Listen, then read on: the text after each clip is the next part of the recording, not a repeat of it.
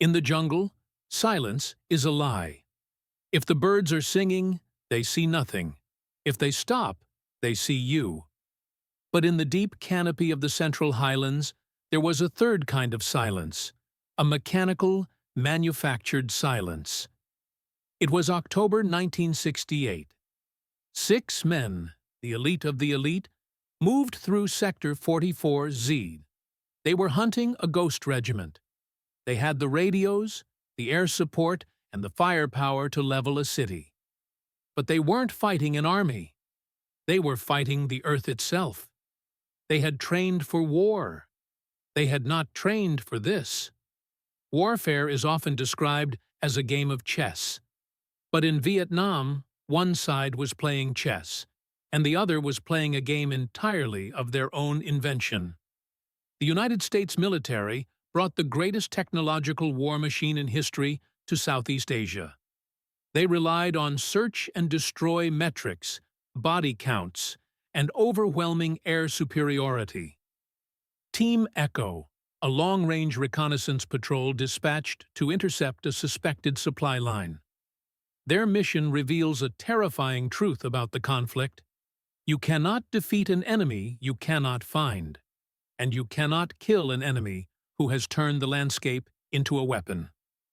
Day 1. 0800 hours. Team Echo inserts 10 miles west of Pleiku. The objective? Locate a suspected NVA, North Vietnamese Army, staging area. Intelligence suggested a massive logistical hub, yet aerial reconnaissance showed nothing but endless green canopy. The environment was the first enemy. The humidity sat at 100%. The temperature pushed past 95 degrees. Leeches dropped from the leaves, attaching to necks and ankles.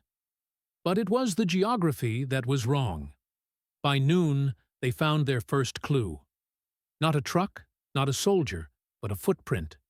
A Ho Chi Minh sandal print, pressed into the mud, pointing north. Then, 10 yards later, another print pointing south. Then, nothing. The trail simply evaporated. This was a hallmark of the enemy's survival strategy, the vanishing act. The Viet Cong and NVA did not march on roads. They moved on invisible networks. Team Echo didn't know it yet, but they were being herded. As night fell, the psychological warfare began. No gunfire, just sound. The cracking of twigs in a rhythm that wasn't natural. The team set up a perimeter, claymores facing out. They waited for an attack that wouldn't come. Instead, they were denied sleep. Day 2 brought the first casualty. It wasn't a firefight. It was physics and biology weaponized. The point man pushes a large palm frond aside. A tension wire, thin as fishing line, snaps. A spiked log, the Malay gate, swings down from the canopy. The soldier dives. The log smashes into the tree where his head was a second ago. They fired 200 rounds. They hit nothing but wood. This was the strategy of hanging on the belt, a tactic used by the Vietnamese forces to neutralize American air support by staying so close to US troops that bombing was impossible. But here, they weren't even close. They were ghosts. The team continues. They come across a clearing. In the center, a single NVA flag is planted. Bait. Psychological taunting. Sergeant Miller sensed it. He ordered the team to flank the clearing, avoiding the open ground. It was a smart move, but the enemy had anticipated. Now, they were slow. They were loud. And they were carrying a wounded man. The hunter had become the prey. But the strangest part was still to come. They could smell cooking fires. The smell was coming from below them. Late afternoon. The team finds a small hole, no wider than a man's shoulders, concealed under a termite mound. Smoke drifts lazily out of it. Miller pulls a grenade, pulls the pin, and drops it in. A dull thud shakes the ground. They had found the supply line. It wasn't a road. It was the Cu Chi Tunnel Network doctrine applied to the highlands. Standard procedure. Frag the hole. But the tunnels were built with blast walls. The grenade did little more than ring the dinner bell. The Vietnamese engineers had dug hundreds of miles of tunnels by hand.